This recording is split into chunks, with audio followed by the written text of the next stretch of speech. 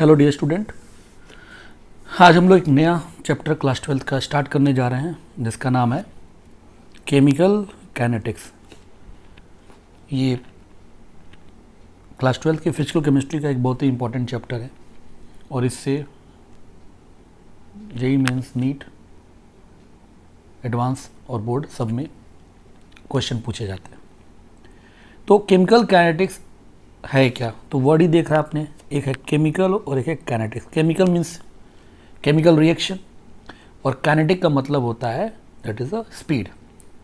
यानी ये जो चैप्टर है वो पूरी तरीके से स्पीड ऑफ रिएक्शन या यूँ कहिए रेट ऑफ रिएक्शन के बारे में इस चैप्टर में डिस्कशन है। तो केमिकल काइनेटिक्स रिएक्शंस के रेट के बारे में क्या करता है, मेनली डिस्कस करता है।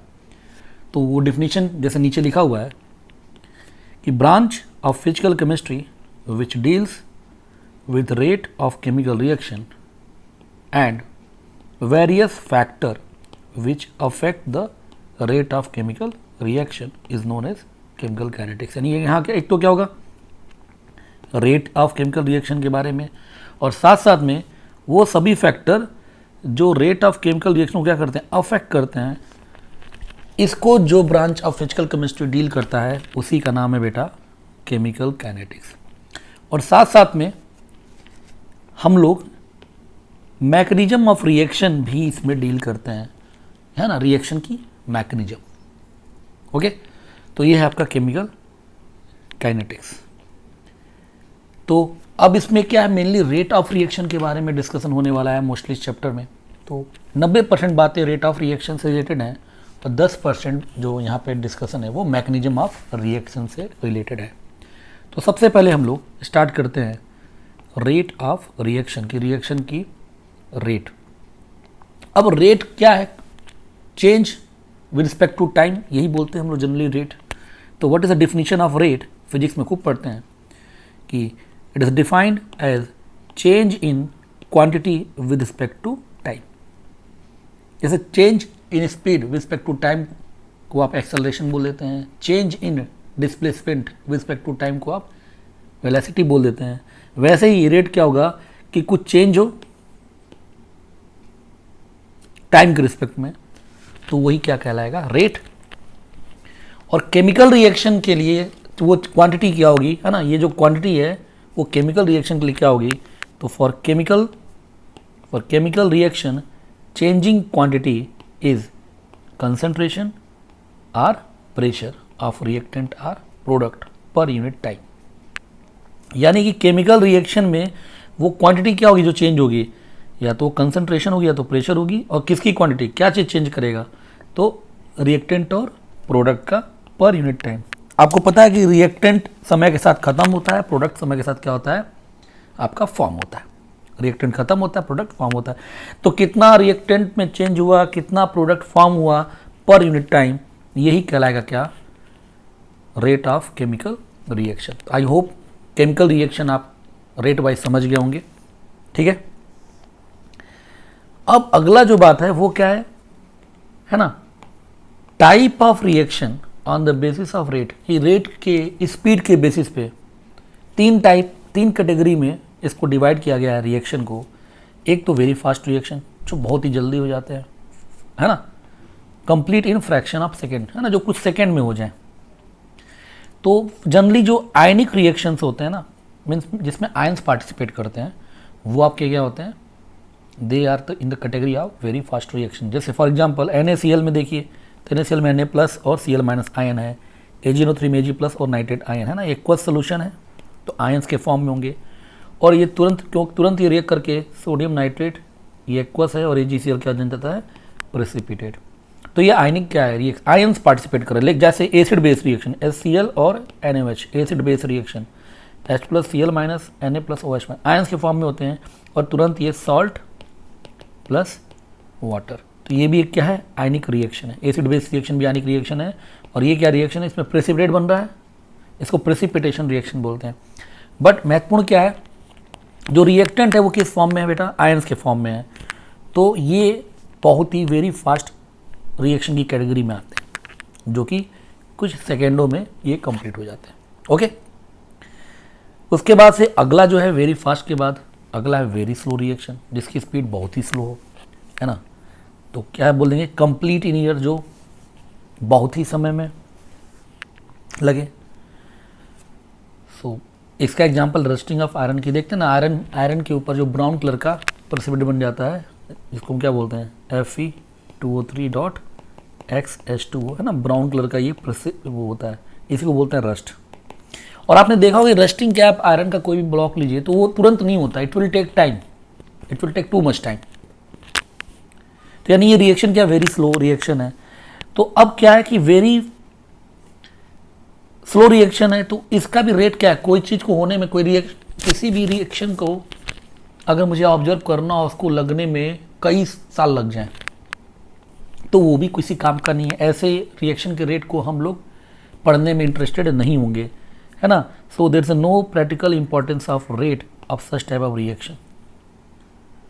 मतलब कि हम लोग जो केमिकल काइनेटिक्स में कैसे रिएक्शन की रेट के बारे में डिस्कस करेंगे, वो ना ही वेरी फास्ट है, कोई वेरी फास्ट तो सेकेंड में हो जाएगा, तो इसको भी एनालाइज हम कर ही नहीं पाएंगे।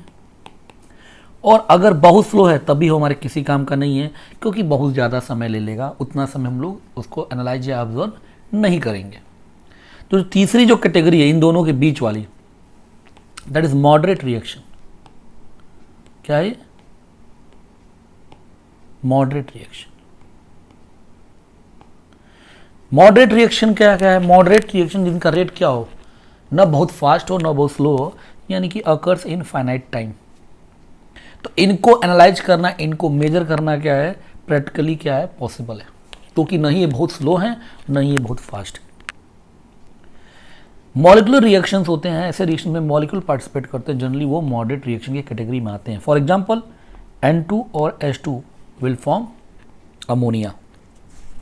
तो ये मॉलिकुलर रिएक्शंस हैं और ये आपके मॉडरेट रिएक्शन में आते हैं, क्योंकि ये इसमें क्या होगा, सबसे पहले जैसे N ट्रिपल बॉन्ड N2 का बॉन्ड टूटेगा, H2 में HH का बॉन्ड टूटेगा, और फिर अमोनिया में NHHH यानी NH बॉन्ड फॉर्म होगा। इसमें क्या होते हैं, बॉन्ड टूटते हैं और बॉन्ड क्या होते हैं, फॉर्म होते हैं।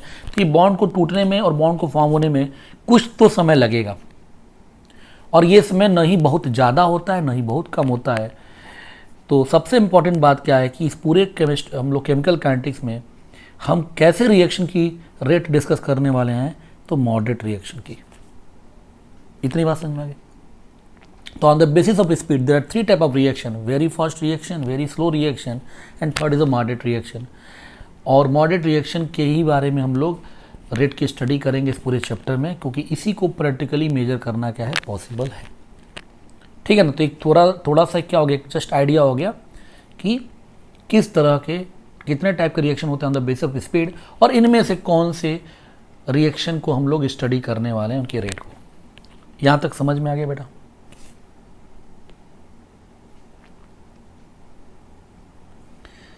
अब जो है अगला जो टॉपिक है वो क्या है, रेट। तो रिएक्शन तो हम समझ ही रहे, व्हाट इज रिएक्शन, जो रिएक्टेंट से प्रोडक्ट में कन्वर्ट होता है ना। रिएक्शन में क्या होता है, एक रिएक्टेंट होता है, इधर क्या होता है, प्रोडक्ट होता है। तो रिएक्टेंट से प्रोडक्ट में कन्वर्जन को क्या बोलते हैं, केमिकल रिएक्शन। आपको पता है समय के साथ रिएक्टेंट खत्म होता है और प्रोडक्ट क्या होता है, फॉर्म होता है। यानी कि रिएक्टेंट का भी अमाउंट चेंज कर रहा है, प्रोडक्ट का भी अमाउंट क्या कर रहा है, चेंज कर रहा है, और यही पर यूनिट टाइम होगा, तो नाम पड़ गया रेट। तो अब हम लोग डिस्कस करते हैं रेट को, और फिर से डिटेल में डिस्कस करते हैं कि जैसे मान लीजिए रिएक्शन का रेट निकालना है, तो हमारे सामने एक रिएक्शन है जो ए से क्या कर रहा है, बी बना रहा है। रिएक्टेंट ए है, प्रोडक्ट क्या है, बी है। ओके। और मान लीजिए t इक्वल टू 0 टाइम पर, है ना, जब स्टार्ट हुआ है, इनिशियली जो ए का अमाउंट है वो A0 है। ए कितना, A0 है, और बी अभी 0 है, बी तो बना ही नहीं, प्रोडक्ट बना नहीं है। थोड़ा सा यहाँ पर आपका वो जो मोल कॉन्सेप्ट 1 में आपने पढ़ा था, केमिकल रिएक्शंस में कैसे अमाउंट लिखते हैं एट अ टाइम t, उसके बारे में थोड़ा सा डिस्कशन है, वो चीज़ यूज होने वाली यहाँ पर है।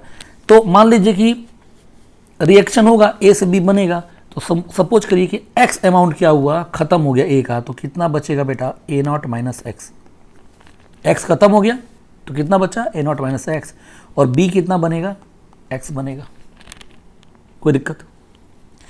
तो ये जो है ए नॉट माइनस क्या है, दैट इज अ एटी बोल देते हो। एटी का मतलब क्या है, what is A T, that is the concentration of A at time T. और एक्स को मैं क्या लिख सकता हूं, B T. What is B T, concentration of B at time T. तो A naught minus X is A T और X क्या हो जाएगा आपका बी टी हो जाएगा। इतना समझ में आ रहा है? ए टी और बी टी का मतलब, ए नॉट का मतलब क्या है, concentration of at time zero, that is A naught. तो at time T what is the concentration of A left, A naught minus X, and what is the concentration of या mole of B, that is X, जिसको मैं A T और B T भी बोल रहा हूं। अब अगला है rate of reaction, rate of reaction of A, या जिसको हम रेट ऑफ ए भी बोल दीजिए। और चूंकि एक इज रिएक्टेंट है तो कंजप्शन बोल दीजिए, रेट ऑफ कंजप्शन बोल दीजिए, चाहे रेट ऑफ डिसअपियरेंस, सब एक ही नाम है। चाहे रेट ऑफ कंजप्शन बोलिए, चाहे रेट ऑफ डिसअपियरेंस बोलिए, चाहे रेट ऑफ ए बोलिए। क्योंकि ए रिएक्टेंट है तो या तो ए कंज्यूम बोल दीजिए, चाहे ए क्या हो रहा है, डिसअपियर हो रहा है। तो मैं ए का रेट निकाल रहा हूं और क्या होगा, व्हाट इज द रेट, क्या डेफिनेशन रेट की, change in A with respect to time. तो मैंने क्या लिखा देखिए, डेल्टा का मतलब क्या होता है, चेंज, और A, delta A by delta T, change in A upon change in time. अब दिमाग में ये बात आएगी कि ये मैंने नेगेटिव साइन यहाँ पे एडिशनल क्यों लगाया, तो अभी आपको समझ में आ जाएगा कि मैंने क्यों लगाया। तो what is change in A, तो मैं लिख सकता हूँ क्या कि at time T A T है और इनिशियली कितना था, ए नॉट था, और डेल्टा टी क्या, एक टाइम टी है और दूसरा टाइम क्या है, इनिशियली जीरो टाइम है। तो ये चेंज हो गया, change in A upon change in time. A T क्या है बेटा, ए नॉट माइनस एक्स, तो मैं लिख रहा हूँ देखिए, A naught minus X, A naught minus A naught upon T minus zero T. यहाँ से देखिए आ गया, ए नॉट से ए नॉट कट गया, अब देखिए माइनस एक्स बाई टी आ गया, माइनस एक्स बाई टी। तो अगर मैं माइनस साइन, अब मैंने यहाँ लगाया माइनस साइन क्यों लगाया, कोई रेट निगेटिव नहीं हो सकता है, बात समझ रही है। रेट एक्स भी क्या है, एक पॉजिटिव नंबर, टी भी क्या एक पॉजिटिव नंबर है, तो रेट निगेटिव रेट का यहाँ कोई मतलब नहीं है। रिएक्शन का रेट तो क्या होगा, कुछ ना कुछ पॉजिटिव ही होगा, रिएक्शन पीछे तो भाग नहीं रही है। तो इसीलिए बाद में माइनस साइन लगा हुआ है, तो अब ये माइनस साइन आप क्या करिए, यहाँ लगा दीजिए, यहाँ लगा दीजिए, यहाँ लगा दीजिए, तो ये क्या बन जाएगा, प्लस। आ गया समझ में? तो ये माइनस साइन क्यों लगा था, ये बात क्लियर हो गई। ऐसे ही अब हम बी की बात करें अगर, तो बी का रेट निकालें, तो rate of reaction of B या फॉर्मेशन या अपीयरेंस, क्योंकि बी इज अ प्रोडक्ट, तो प्रोडक्ट फॉर्म होता है, तो चाहे formation of rate of formation of B बोलिए, चाहे rate of appearance of B बोलिए, या सिंपल रेट ऑफ बी बोलिए। तो यहां देखिए मैंने कोई साइन नहीं लगाया, तो फिलहाल इसको करते हैं। तो क्या होगा, चेंज यानी कि concentration of B at time T minus concentration of B at time zero, और टाइम टी और माइनस जीरो। बी टी कितना है बेटा, दैट इज एक्स, और बी नॉट की वैल्यू कितनी है, that is zero. Initially B का अमाउंट कितना है, zero, upon T, X minus zero is X by T. X भी पॉजिटिव, टी भी पॉजिटिव, दोनों ही पॉजिटिव है, रेट पॉजिटिव होता है। तो देखिए यहाँ पर मुझे अलग से साइन लगाने की ज़रूरत नहीं है। तो एक बड़ी मज़ेदार चीज़ निकल कर आई क्या, कि जब भी आप रेट लिखते हैं, अगर उस रेट के आगे ये माइनस साइन ये लगा रखा है, तो यानी कि वो चीज़ क्या है, ये सिम्बलाइज करता है कि वो चीज़ रिएक्टेंट है। और देखिए यहाँ पर मैंने पॉजिटिव साइन लगा रखा है, इसका मतलब ये क्या है, ओवरऑल रेट तो पॉजिटिव ही होगा। तो निगेटिव लगा रखा है मतलब ये रिएक्टेंट है का चेंज है, और ये क्या है, प्रोडक्ट का चेंज है। इतना क्लियर, आगे चीज और आसान होती जाएंगी। तो एक बात जो यहां से निकल कर आई मोटी मोटी, वो क्या निकल कर आई, उस पर ध्यान दीजिएगा कि क्या, rate can not be negative, rate negative नहीं हो सकता है। So for the expression of reactant minus sign will be there. इसीलिए देखिए कि यहाँ जो रिएक्टेंट है उसके साथ क्या है, एक्सप्रेशन के साथ माइनस साइन लगा हुआ है, लेकिन प्रोडक्ट के एक्सप्रेशन में माइनस साइन नहीं लगा हुआ है। समझ में आ गया? यानी एक्सप्रेशन में माइनस साइन लगा हुआ है, इसका मतलब वो चीज़ क्या है, यानी वो रेट ऑफ रिएक्टेंट है। और अगर एक्सप्रेशन में माइनस साइन नहीं लगा हुआ है मीन्स वो किसका रेट है, वो प्रोडक्ट का रेट है। क्लियर? तो that is very much important.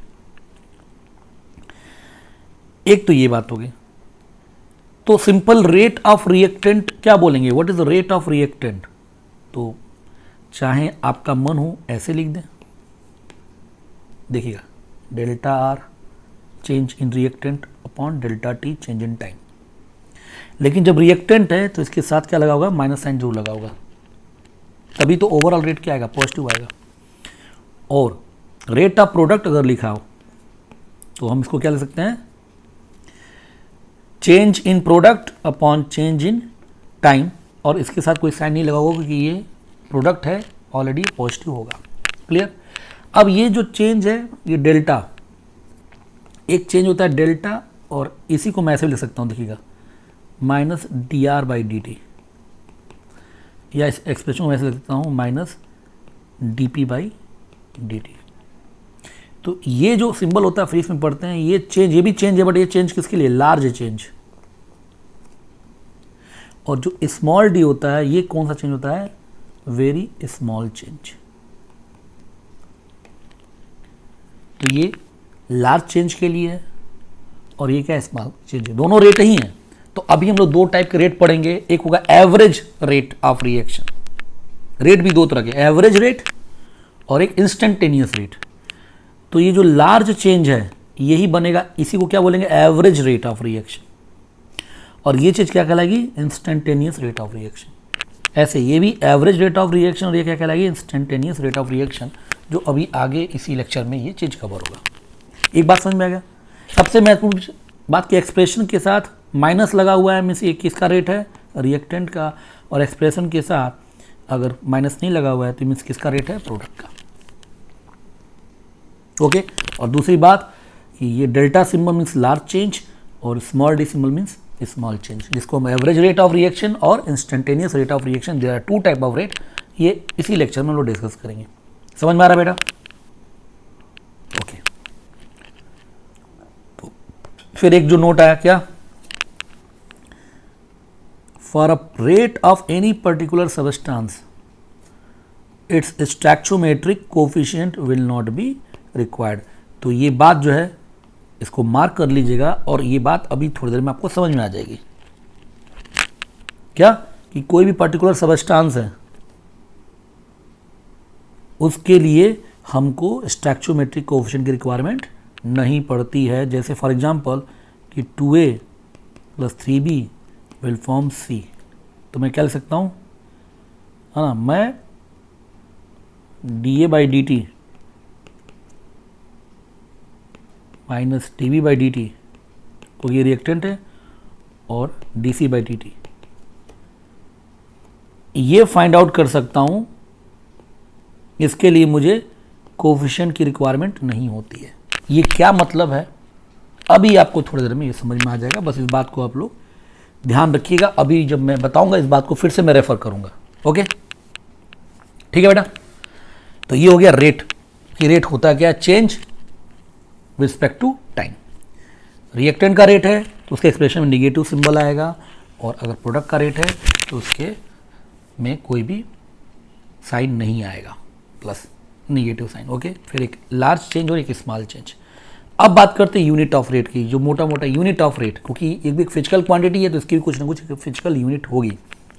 तो यूनिट ऑफ रेट, अब ये डिपेंड करता है, जनरली केमिस्ट्री में दो तरह के फेज में रिएक्शन होता है, या तो एक्वस फेज में या तो गैसियस फेज में। तो अगर एक्वस फेज में है रिएक्शन, किस में है, केमिकल रिएक्शन एक्वस फेज में हो रहा है।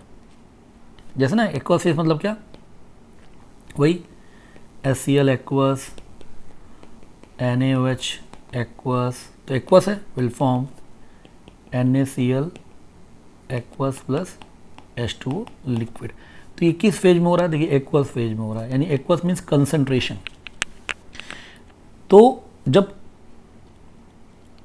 एक्वस फेज में हो रहा है तो व्हाट इज रेट, तो चेंज, बट किसका चेंज, कंसंट्रेशन का चेंज। तो change in concentration upon time taken. तो यूनिट क्या होगा, रेट का यूनिट क्या होगा, तो कंसंट्रेशन क्या होगा, मोल पर लीटर, और टाइम की यूनिट क्या होगी, है ना, टाइम की unit can be second, can be minute, can be hour, can be day, can be year, कुछ भी हो सकता है। तो क्या होगा यूनिट? मोल पर लीटर पर यूनिट टाइम। जैसे मोल पर लीटर पर सेकेंड है ना, मोल पर लीटर पर सेकेंड, या मोल पर लीटर पर मिनट, या मोल पर litre per hour and so on. Clear? तो ये गया रेट, यूनिट ऑफ रेट, मोल पर लीटर पर यूनिट टाइम जब एक्वस फेज में हो। ओके बेटा? और हो सकता है कि रिएक्शन क्या हो, गैसियस फेज में हो, जैसे N2 plus H2 will form ammonia. तो ये सब क्या है? गैसियस फेज में है। तो गैसियस फेज में लेकर चलना है, तब क्या होगा? गैस मतलब कि प्रेशर चेंज हो रहा होगा, तो रेट क्या होगा? अब चेंज होने की क्वांटिटी क्या है? प्रेशर। तो change in pressure per unit time. तो देखिए pressure unit generally ATM, ATM पर यूनिट टाइम, यानी कि हम क्या लिख सकते हैं? एटीएम पर सेकेंड, एटीएम पर minute, ATM per hour, ATM per day and so. तो दो चीज़ें चेंज होती है। रेट जो केमिकल रिएक्शन में जो रेट होता है वो या तो कंसंट्रेशन का चेंज करता है या तो प्रेशर का। तो change in concentration per unit time या change in pressure per unit time. Okay? अब एक जो चीज़ है कि ऐसा भी हो सकता है कि कुछ प्रेशर में दिया हो और कुछ एक्वस फेज में दिया हो, तो एक कॉमन चीज में कन्वर्ट करना पड़ेगा। तो relation, conversion of concentration into pressure and vice versa, यानी कंसंट्रेशन को प्रेशर में कन्वर्ट कर सकते हैं या प्रेशर को कंसंट्रेशन में कन्वर्ट कर सकते हैं। ये कैसे करते हैं? तो अपने पास फॉर्मूला है P = nRT, ideal gas equation. तो मैं कह सकता हूँ P = N/V RT, और N/V क्या हो जाएगा? Mole upon volume, that is concentration, C is concentration, तो P = CRT। तो यहाँ देखिए प्रेशर और कंसंट्रेशन के बीच में रिलेशन आ गया। अगर मुझे टेम्परेचर पता हो, T क्या है यहाँ? T क्या है? T is not time, T is a temperature. वो भी किसमें होता है? केल्विन में। तो टेम्परेचर पता हो, R तो कांस्टेंट वैल्यू यही है 0.0821 एटीएम पर लीटर, एटीएम लीटर पर केल्विन पर मोल, या 1/12। ये तो खूब प्रोडक्ट है हम लोग, ठीक है ना? तो अगर टेम्परेचर पता होगा तो R कांस्टेंट ही है, तो अब इससे हम क्या कर सकते हैं? प्रेशर को कंसंट्रेशन में चेंज कर सकते हैं या कंसंट्रेशन को प्रेशर में चेंज कर सकते हैं। सो ये भी आगे भी यूज करेंगे इस चीज को। तो रेट हमारा 2 यूनिट में निकल सकता है, या तो मोल पर लीटर पर यूनिट टाइम होगा या तो एटीएम पर यूनिट टाइम होगा। तो इस पर भी अच्छे क्वेश्चंस बनते हैं कि इंटर कन्वर्जन करना, रेट को एक यूनिट से दूसरी यूनिट में इंटर कन्वर्ट करना। यहां तक क्लियर? अब अगला जो है that is relationship between rate of different species, that is reactant and product. क्योंकि रिएक्शन में रिएक्टेंट भी होता है, प्रोडक्ट भी होता है इन अ केमिकल रिएक्शन, कि एक ही रिएक्शन के अंदर एक से ज्यादा जो केमिकल स्पीसीज, कम से कम 2 तो होगा, एक रिएक्टेंट होगा एक प्रोडक्ट होगा। तो इन दोनों के बीच में क्या relation, how reactant is related with the product, या how one reactant is related with the another reactant. तो रेट कैसे एक दूसरे, क्या सबका रेट सेम होता है या डिफरेंट होता है? तो ये कैसे करेंगे उसको समझते हैं, और ये बड़ा इंपॉर्टेंट इसका ये कॉन्सेप्ट है। उसके बाद अभी यहाँ समझा रहा हूँ, उसके बाद से इसका फॉर्मूला ही बन जाएगा जो बड़ा आसानी से आप यूज करेंगे। पहले इस बात को थोड़ा समझिएगा। एक रिएक्शन दे रखा है जिसमें A से B बन रहा है और ये बैलेंस रिएक्शन है, 2 और 3 इसके स्टैक्चोमेट्रिक कोफिशिएंट है। ओके, मान लीजिए कि A का कंसंट्रेशन इनिशियली A0 है और B का कितना है? 0 है। आफ्टर टाइम T, कुछ समय जब बीत गया तो कितना A कुछ खत्म होगा और B कुछ बनेगा। तो मैंने कैसे लिख दिया कि A0 माइनस 2x और ये कितना बनेगा? 3x, है ना? ये कैसे लिखा, ये समझ में आ रहा है?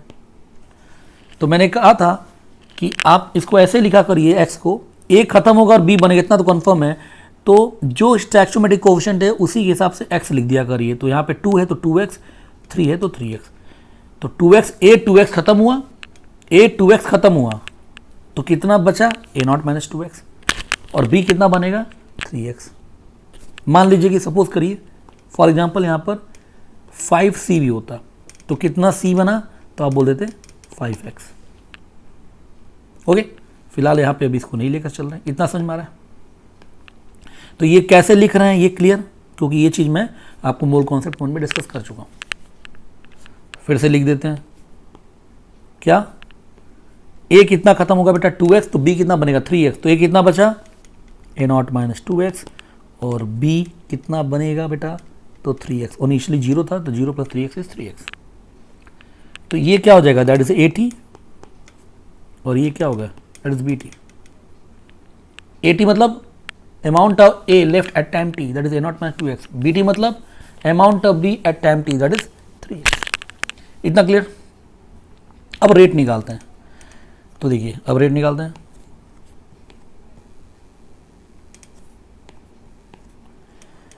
रेट ऑफ ए, क्या फॉर्मूला रेट ऑफ ए का, माइनस है ना delta A by delta T, change लिखेंगे। और माइनस क्यों लगा रहे हैं बेटा, अभी बताया था मैंने कि ये ए क्या रिएक्टेंट है, तो रिएक्टेंट में माइनस सिंबल लगता है एक्सप्रेशन में, इज इक्वल टू, अभी चेंज है तो चेंज का मतलब क्या होगा, वही A T minus A naught, final minus initial, और T minus 0।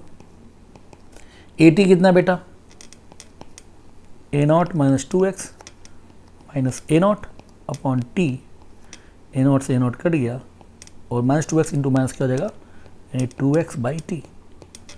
What is rate of ए,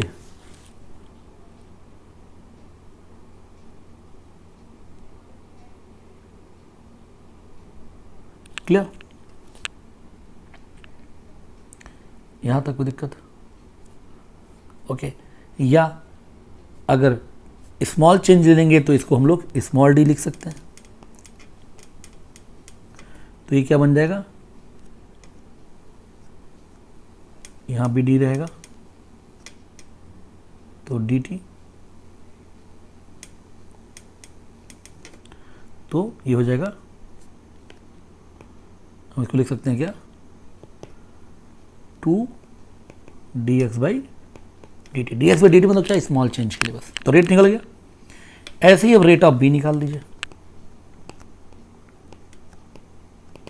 तो बी प्रोडक्ट है तो D V by D T लिख देते हैं, small change, minus D, initially B कितना है, फाइनल बी कितना है बेटा 3x, इनिशियल कितना है 0 अपॉन डी टी, क्या हो जाएगा यहाँ पर, सॉरी प्लस रहेगा, तो 3 dx बाई डी टी।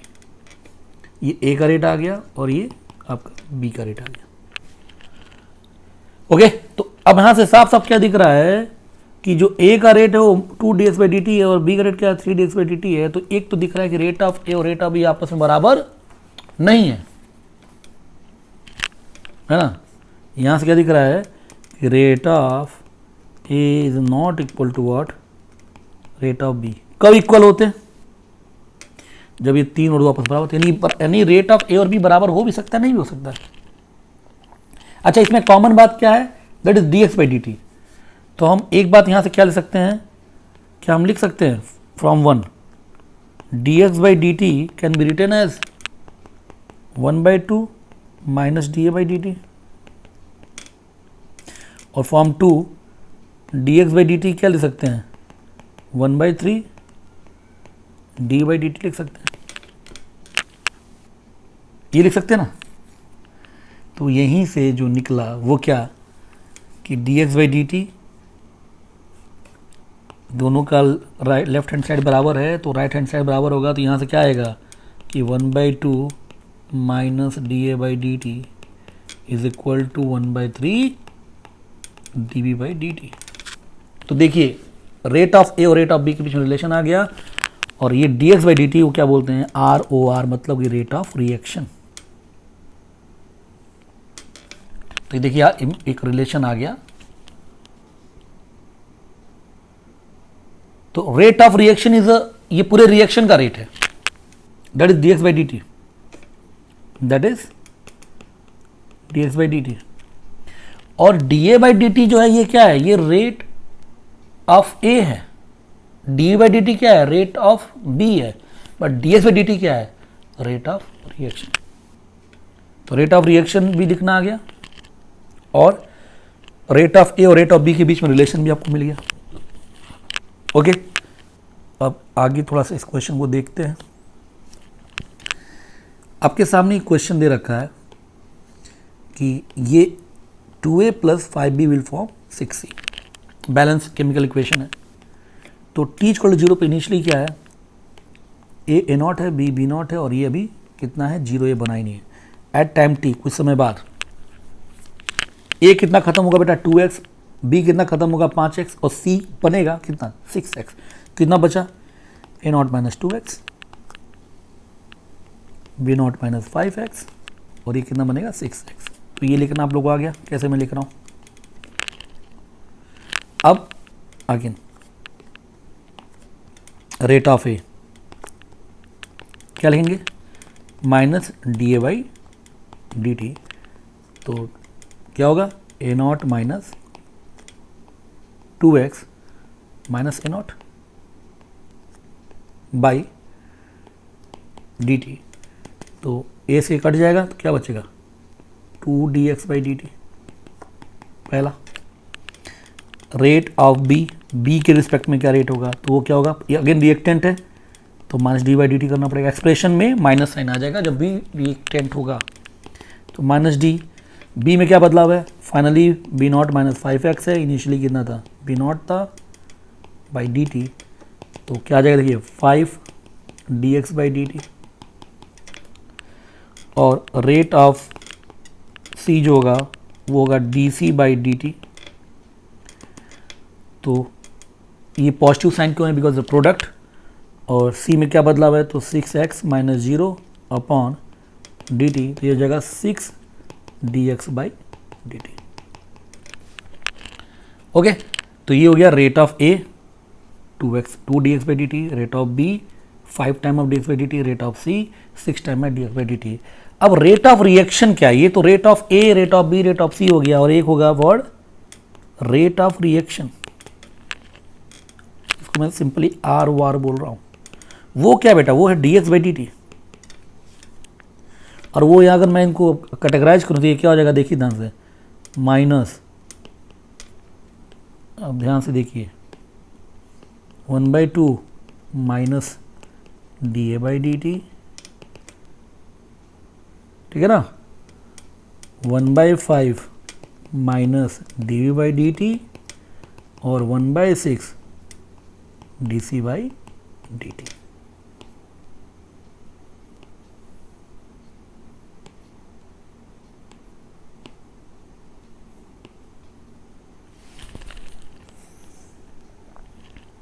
दिख रहा है।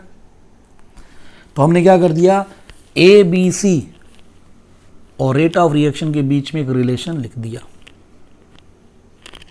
आप देखिए क्या है यहाँ पर, dx बाई डी टी क्या है, that is rate of reaction, minus D A by D T क्या है, रेट ऑफ ए, ये क्या है minus D by D T, rate of B, और डी सी डी टी क्या है रेट ऑफ सी। और आपस में कैसे रिलेटेड हैं, तो मैंने क्या किया है, D A by D T में 2 से डिवाइड कर रखा है, और 2 क्या है, that is the coefficient of A. यहाँ 5 से डिवाइड कर रखा है, और वो क्या है कोफिशिएंट ऑफ बी, और यहाँ 6 से डिवाइड कर रखा है, कोफिशिएंट ऑफ क्या है सी है।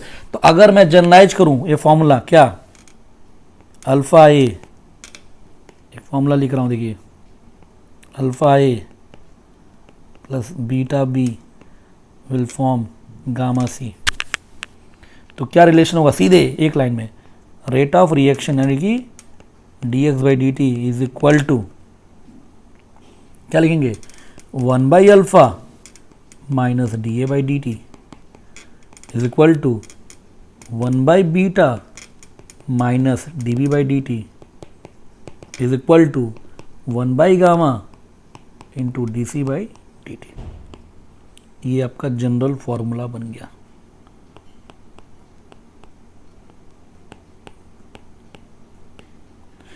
यानी कि देखिए इस फॉर्मूला को अप्लाई करेंगे तो एक ही लाइन में आप ये एक्सप्रेशन लिख देंगे। देखिए जैसे मैं लिख रहा हूँ यहाँ पर, इस रिएक्शन का अगर मैं लिखूँ तो देखिए रेट ऑफ रिएक्शन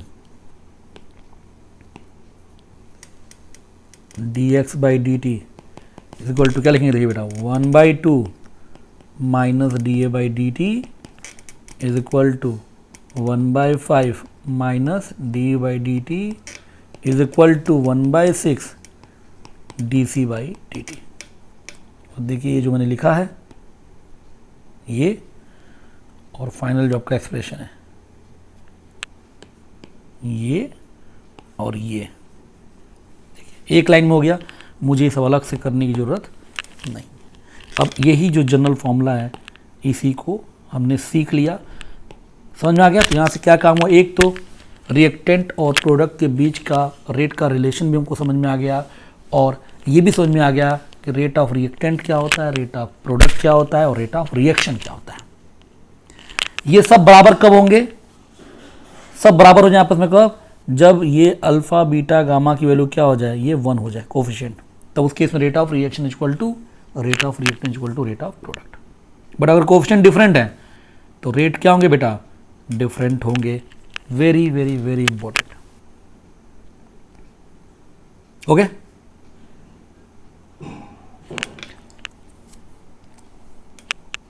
अब उसी पर बेस्ड क्वेश्चन कि यहां बस क्या है, right expression for rate of reaction for following, बस एक्सप्रेशन लिखना है, वही रेट ऑफ रिएक्शन और रिएक्टेंट प्रोडक्ट के रेट के बीच में रिलेशन। तो क्या लिखेंगे बेटा,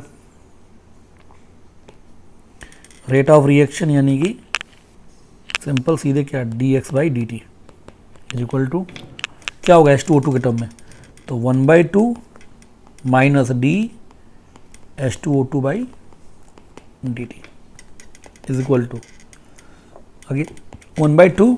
अब क्या हो गया यहाँ पर d/dt क्या मतलब चेंज, और यहाँ साइन क्या रहेगा, प्लस रहेगा क्योंकि ये प्रोडक्ट है, इज इक्वल टू यहाँ तो कोफिशिएंट 1 ही है तो dO2/dt। क्लियर, रिलेशन लिख दिया हम लोगों ने, कोई दिक्कत बताइए।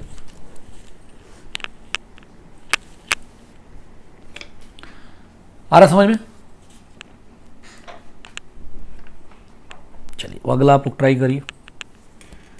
रेट ऑफ रिएक्शन मतलब कि dx/dt इज इक्वल टू क्या होगा, तो 1 ही coefficient minus dN2/dt is equal to यहाँ क्या होगा, कोफिशिएंट 3 है तो 1/3 माइनस या प्लस, तो माइनस dH2/dt। यहाँ क्या होगा बेटा 1/2 और यहाँ का माइनस या प्लस, प्रोडक्ट है ना तो प्लस होगा, तो डी अमोनिया/dt। अच्छा ये टर्म सिर्फ क्या है, तो this is the rate of N2, ये क्या है रेट ऑफ H2, ये क्या रेट ऑफ अमोनिया। और जब मैंने इसको 1 से डिवाइड कर दिया, 3 से डिवाइड कर दिया, 2 से डिवाइड कर दिया, तभी क्या बन गया, रेट ऑफ रिएक्शन। क्लियर, अगला क्वेश्चन आप लोग करेंगे, जल्दी से बताइए। ठीक है, पॉज करके कर लीजिएगा क्वेश्चन। क्या होगा, rate of reaction dx/dt equal to 1/2 हो जाएगा, और d माइनस लगेगा ना SO2/dt, 1/1 ही रहेगा, माइनस लगेगा dO2/dt। क्यों लग रहा है माइनस, क्योंकि ये रिएक्टेंट है। 1/2 माइनस लगेगा क्या, नहीं प्रोडक्ट है ना d। ओके, चलिए अगला क्वेश्चन अटेम्प्ट करिए पॉज करके। रेट ऑफ रिएक्शन क्या लिखेंगे, तो dx/dt, अब कोफिशिएंट 1/2 है तो 1/1/2 क्या हो जाता है, 2 हो जाएगा, ट्वाइस ऑफ माइनस dA/dt। यहाँ क्या होगा, थ्राइस ऑफ माइनस dA/dt, और यहाँ क्या होगा 5 टाइम ऑफ dC/dt। रिलेशन लिखना आ गया, ये रिलेशन लिखना आना चाहिए। अब इसमें क्या बचेगा, अगर यही पर अगर मैं माइनस dA/dt वैल्यू दे देता तो आप क्या कर लोगे, अगर रिलेशन लिख दिया है तो अब सिर्फ वैल्यू पुट करना है। मान लीजिए इसी क्वेश्चन में मैंने आपको बोल दिया कि माइनस dA/dt इज 5 मोल पर लीटर पर सेकेंड, तो क्या होगा, तो रेट ऑफ रिएक्शन क्या होगा, तो ट्वाइस ऑफ 5 यानी कि 10। आगे समझो, ओके। या माइनस dV/dt क्या होगा, वो क्या होगा, रेट का 1/3, तो 1/3 ऑफ रेट ऑफ रिएक्शन यानी कि 1/3 ऑफ 10, यानी आंसर क्या होगा 10/3। यूनिट वही मोल पर लीटर पर सेकेंड, मोल पर लीटर पर सेकेंड। तो आप देख रहे हैं कि अगर ये रिलेशन आपने लिखना सीख लिया तो फिर तो ये न्यूमेरिकल वैल्यू है, यहाँ वैल्यू बस पुट करना है, यहाँ दे रखा है 5, पुट कर दिया, न्यूमेरिकल बहुत ही आसान हो जाएगा इसका। क्लियर? तो फाइनली ये लिखना आ गया। तो ये जो मैं पूरा समझा रहा था वो नहीं, अभी जो ओवरऑल जिस फॉर्मूले से काम चल रहा है समझ में आ गया सबको। चलिए अगला एक और क्वेश्चन करते हैं। 2A + 3B will form 5C। Reaction एक है, इनिशियल कंसंट्रेशन ऑफ ए कितना 10 मोलर है, which change into 5 molar in 20 second, यानी कि ए क्या हो रहा है 5 सेकेंड में, 20 सेकेंड में 5 मोलर हो जा रहा है। तो कैलकुलेट करना ये पूछ रखा। अब करते हैं पहले रिएक्शन क्या है। 2A + 3B will form 5C। T = 0 पे ये 10 है इनिशियली, इसके बारे में कोई इन्फॉर्मेशन दे नहीं रखा है। और क्या बोल रहा है कि जब कुछ टाइम हो जा रहा है तो ए कितना बचा है 5, ठीक है ना। अब इनकी इन्फॉर्मेशन नहीं दिया है तो हमको फिलहाल क्या करना है, तो व्हाट इज -dA/dt, वो तो निकल जाएगा। तो -dA/dt कितना होगा, पहला पार्ट वही पूछ रहा है। तो चेंज कितने का हुआ है, तो 10, पहले क्या था 5 था, पहले 10 था बाद में 5 हो गया, तो 5 - 10 और टाइम कितना लगा, तो 20 और माइनस लग रहा है, तो यानी 5/20 यानी कि 1/4 यूनिट क्या होगी, मोलर पर सेकेंड। इतना क्लियर। अब सेकेंड जो रेट ऑफ रिएक्शन है, तो रेट ऑफ रिएक्शन का क्या फॉर्मूला होगा इसका, तो याद 1/2 -dA/dt, ये रिलेशन लिख लीजिए, = b के साथ क्या होगा 1/3 -dA/dt, c के साथ क्या होगा 1/5 और dC/dt। अब थर्ड पार्ट निकालना है dA/dt, तो -dB/dt निकालिए, तो -dB/dt क्या होगा 3 time of rate of reaction, ठीक है ना। अच्छा रेट ऑफ रिएक्शन ही पहले निकाल लीजिए पहले तो रेट ऑफ रिएक्शन क्या होगा 1/2 और dA/dt क्या है 1/4 यानी कि 1/8 मोलर पर सेकेंड, ये रेट ऑफ रिएक्शन हो गया। अगला जो पार्ट पूछ रहा है वो क्या पूछ रहा है -dB/dt, -dB/dt और रेट ऑफ रिएक्शन को बराबर कर लीजिए, तो क्या हो जाएगा 3 time of rate of reaction, rate of reaction कितना है 1/8, तो 3 टाइम ऑफ 1/8, आंसर क्या हो जाएगा 3/8 मोलर पर सेकेंड। चौथा पार्ट क्या पूछ रहा है आपसे dC/dt, तो dC/dt क्या होगा देख लीजिए, dC/dt क्या है 5 time of rate of reaction, तो 5 रेट ऑफ रिएक्शन कितना बेटा 1/8, आंसर क्या हो जाएगा 5/8 मोलर पर सेकेंड। देख रहे हैं ना कितना आसान सा क्वेश्चन बना। ओके अब एक और क्वेश्चन है, formation of ammonia from N2H2, rate of consumption of N2 ये दे रखा है, calculate the rate of reaction. देखिए कंजप्शन ऑफ N2 यानी कि क्या है माइनस रेट ऑफ N2 दे रखा है, वो कितना है 1.5 × 10⁻³ मोलर पर सेकेंड। अब आपसे पूछ रहा है कि रेट ऑफ रिएक्शन बताइए, क्या आप निकाल सकते हैं। रेट ऑफ रिएक्शन निकालने के लिए आपके पास इक्वेशन होनी चाहिए कि N2 + H2 will form ammonia, और वो भी बैलेंस। तो अब देखिए एक समस्या क्या है कि N2 + H2 will form ammonia, इसको मैं बैलेंस करूं तो मैं ऐसे बैलेंस कर सकता हूं 2/3। अगर मैं ये लूंगा तो रेट ऑफ रिएक्शन में क्या लिखूंगा बेटा पहले केस के लिए, क्या लिखूंगा 1/1 -dN2/dt, वो कितना आ गया 1.5 × 10⁻³ लेकिन अब मैंने इसको ऐसे बैलेंस कर दिया 2 of N2 6H2 will form 4NH3, ये भी तो बैलेंस ही है। अब इसके लिए रेट ऑफ रिएक्शन क्या होगा, तो ये हो जाएगा 1/2 of minus D N two by D T, तो ये क्या जाएगा 1.5 into 10⁻³ (3/2). So both are different. तो ये क्वेश्चन क्या था, यही वो बात था जो मैंने अभी आपको डिस्कस किया था, यहाँ रेट डिफरेंट आ गया। यानी रेट किस बात पे डिपेंड करता है, रेट जो है रिएक्शन का जो रेट है, rate of reaction depend upon the stoichiometric coefficient. Stoichiometric coefficient change, rate of reaction will change, but rate of reactant and product does not depend upon stoichiometric coefficient। तो ये question अधूरा क्यों था, क्योंकि यहाँ पे इनको मेंशन करना था कि इनमें से कौन सा रिएक्शन है। अगर ये रिएक्शन है तो आंसर ये होगा, अगर ये रिएक्शन तो आंसर ये होगा। So very very important. आगे समझ बात, क्या नोट करके जो पहले बता भी थे क्या, कि rate of reaction depend upon stoichiometric coefficient of reaction, but rate of reactant or product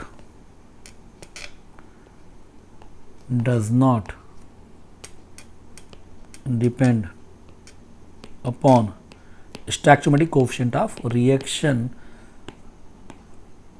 I can say it, very important, very very important. ठीक है ना, फिर से आते हैं क्वेश्चन में कि सेम क्वेश्चन में अगर एक रिएक्शन ये था, मान लो ये पहला रिएक्शन है और ये दूसरा रिएक्शन है, पूछता पहले रिएक्शन के लिए क्या होगा rate of reaction, your answer is 1.5 into 10⁻³ but दूसरे के लिए क्या होगा, तो 1.5 into 10⁻³ divide by 2। Rate of reaction will change. अच्छा, अब आपसे पूछता कि -dn/d2 पहले के लिए ये है, तो दूसरे के लिए क्या होगा, दूसरे के लिए, तो दूसरे के लिए -dn/d2 क्या होगा, अभी भी 1.5 इंटू 10⁻³ ही रहेगा, ये चेंज नहीं होता है। Very very very important. ठीक है, फिर रिपीट कर रहा हूं, rate of reaction depend upon stoichiometric coefficient of reaction, but rate of reactant product does not depend upon a stoichiometric coefficient of reaction। very very very important बेटा, clear. चलिए अगला question, for a gaseous phase reaction, एक gaseous phase reaction है, मतलब कि gas, सारे यहाँ reactant product gas में है, तो ए गैस में, बी गैस में, बैलेंस रिएक्शन है एट 27 डिग्री सेल्सियस। ए का प्रेशर चेंज कर रहा है 2 से 1.5 atm 10 सेकेंड में, तो बताना है रेट ऑफ रिएक्शन atm पर सेकेंड और मोल पर लीटर पर सेकेंड। देखिए दो डिफरेंट यूनिट में आ गया, और pressure of be in the same time interval. तो अब इसको सॉल्व करते हैं। क्या है, सबसे पहले reaction 2A will form 3B, तो t इक्वल टू 0 पर ये कितना इनिशियली कितना है, कितना बेटा 2 atm है, और ये कितना है 1.5, इनिशियली ये 2 है और एट टाइम t क्या हो गया है 1.5 हो गया, और t कितना वो दे रखा है 10 सेकेंड। ओके, तो सबसे पहले चीज -dA/dt कितना होगा, यहाँ प्रेशर के टर्म में, तो क्या होगा, तो 1.5 -2 माइनस n लग जाएगा अपॉन dt कितना हो जाएगा, दैट इज 10, यानी कि आंसर क्या जाएगा 0.5/10। किस में है, atm पर सेकेंड। ठीक है, क्लियर यहाँ तक। तो आपसे लेकिन क्या पूछ रहा है, रेट पूछ रहा है, तो रेट, पहले रेट ऑफ रिएक्शन क्या लिखेंगे इन टर्म्स ऑफ ए, तो 1/2 -dA/dt लिखेंगे। ये तो क्या है आपका निकल रहा है, that is a rate of A, but मैं क्या पूछ रहा हूँ रेट ऑफ रिएक्शन, तो ये होगा, तो क्या हो जाएगा बेटा 1/2 इंटू 0.5/10 यानी 0.5/20 ATM पर सेकेंड। तो ये हो गया पहला पार्ट। लेकिन उसने क्या पूछा है, मोल पर लीटर पर सेकेंड में पूछा है।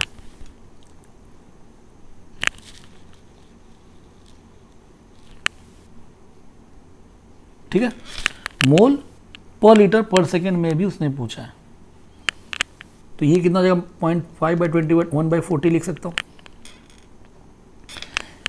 अब उसने पूछा है कि मोल तो क्या होगा, हमको पता है P = CRT बताया था प्रेशर और कंसंट्रेशन को चेंज करने में। कोई दिक्कत? तो dP/dt क्या होगी, RT कॉमन और dC/dt डिफ्रेंशिएट कर दिया टाइम के रिस्पेक्ट। तो dP/dt क्या है, दैट इज अ प्रेशर के टर्म में रेट, और ये क्या है, कंसंट्रेशन के टर्म में रेट। ये क्या है, d/dt rate in terms of pressure, और ये क्या है, dC/dt rate in terms of concentration. और मुझे dP/dt दे रखा है, ये क्या है, dP/dt दे रखा है। तो dC/dt कैसे निकालेंगे, 1/RT इंटू dP/dt। ओके, अब 1R कितना है, 1/12, और टेम्परेचर कितना है 300, और dP/dt कितना है 1/40। तो ये कितना हो जाएगा 25, और ये 1000 1/1000 यानी 10⁻³ यूनिट क्या होगा, मोल पर लीटर पर सेकेंड। तो आपका ये हो गया पहले पार्ट का मोल पर लीटर पर सेकेंड में आंसर। ठीक है, कोई दिक्कत? अब क्या है सेकेंड पार्ट। सेकेंड पार्ट क्या पूछ रहा है वो, तो हमने फर्स्ट पार्ट के लिए सेकेंड पार्ट में pressure of be in the same interval. तो प्रेशर ऑफ बी अगर आप निकाल रहे हैं सेम इंटरवल में, फिर से लिख देते हैं क्या reaction, 2A will form 3B। T = 0 पर ये कितना है बेटा 2 है, और ये कितना होगा 0 होगा। T = 10 पर ये क्या जाएगा 2 - 2x है ना, और ये कितना होगा 3x in terms of x। यहां तक क्लियर? अब हमको ये दे रखा है कितना है, ये 1.5 है। तो 2 - 2x इज 1.5। तो x कितना होगा 0.5/2। तो 3x कितना होगा 3 × 0.5/2 यानी कि 1.5/2।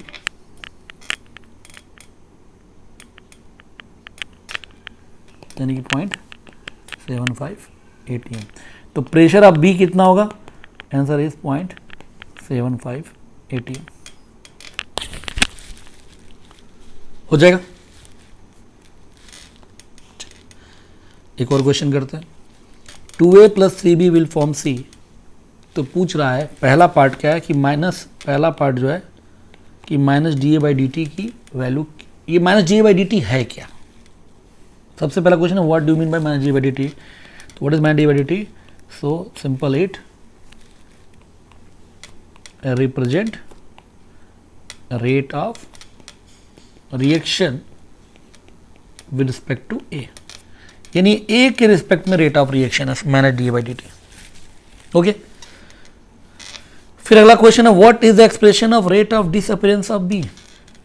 तो क्या होगा, कैसे लिख देंगे एक्सप्रेशन, तो -dA/dt, ये तो एक्सप्रेशन होगा। ओके, फिर तीसरा पार्ट पूछ रहा है how rate of A and B are related with each other. A का रेट क्या होगा बेटा -dA/dt, B का रेट -dA/dt। आपस में रेट कैसे होंगे, तो rate of reaction equal to क्या करेंगे, इसको 1/2 से डिवाइड कर दीजिए और इसको 1/3 से डिवाइड कर दीजिए, हो गया रिलेट आपस में। ए और बी का रेट क्या हो गया, रिलेट हो गया। ठीक है, चौथी बात क्या पूछे, what will be the effect on rate of reaction of dA/dt if stoichiometric coefficient. अभी इसके पहले वाला जो क्वेश्चन किए थे कि अगर मैंने स्टैचो कोएफिशिएंट चेंज कर दिया तो minus D A by D और D C by D T में क्या चेंज आएगा, तो क्या आंसर होगा, नो चेंज। क्या चेंज करेगा, rate of reaction will change. Clear, ये बात समझ में आ गया। तो लास्ट वाला बहुत ही इंपॉर्टेंट पॉइंट था कि रिएक्टेंट और प्रोडक्ट का इंडिविजुअल रेट नहीं चेंज करता है, कोफिशिएंट चेंज करने से क्या चेंज करता है, rate of reaction will change. Very very important, और बढ़िया से इसको आप लोग जरूर पढ़ लीजिए, कर लीजिएगा, क्योंकि अगर ये सब नहीं क्लियर होगा तो आगे के जो लेक्चर्स हैं फिर वो समझ में नहीं आएंगे, और बहुत आसान है। Okay, thank you very much.